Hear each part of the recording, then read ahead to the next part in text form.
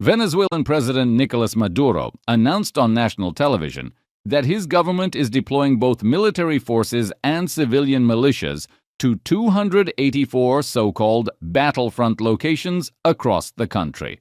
The move comes just days after a deadly U.S. military strike in the Caribbean Sea killed 11 people aboard a vessel allegedly linked to a Venezuelan drug cartel. Speaking from Ciudad Caribia, flanked by his defense minister, Maduro declared, "We're ready for an armed fight if it's necessary." He outlined the geographic scope of the deployment, stretching from the Colombian border in the west to the eastern coastlines, covering the full expanse of the nation's territory.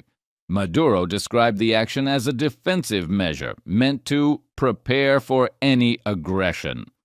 This surge in military activity follows an operation ordered by U.S. President Donald Trump, who has resumed a more assertive role in foreign affairs amid the 2025 election cycle. Trump claimed that the vessel targeted in the strike was smuggling drugs for the notorious Tren de Aragua gang, a powerful Venezuelan criminal organization with regional influence. But the Venezuelan government has strongly denied the accusation. Venezuelan Interior Minister Remigio Ceballos and political strongman Diosdado Cabello both condemned the attack, claiming that none of the 11 individuals killed were involved in drug trafficking. "This was an act of murder," Cabello said on state TV. "Our investigations confirm the victims were civilians. Their families are demanding answers." So what led to this dangerous turning point? The U.S. has maintained a heavy naval presence in the Caribbean since last month, part of what it calls a renewed anti-narcotics operation. But many analysts believe the show of force has broader political motives, particularly in light of upcoming U.S. elections and renewed debates over Latin American policy. Historically, relations between Venezuela and the United States have been strained for decades.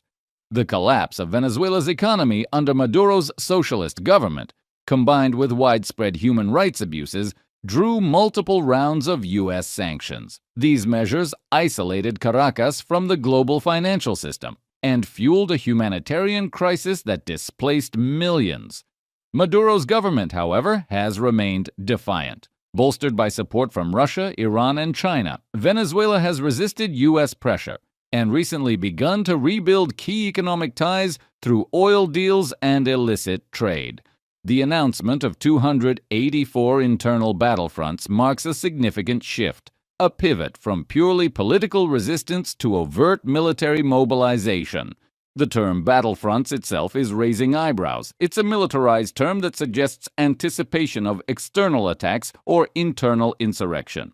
Maduro claims these deployments are necessary to protect Venezuela's sovereignty, but critics argue it's also a way to tighten internal control by blending military power with partisan militias loyal to the regime.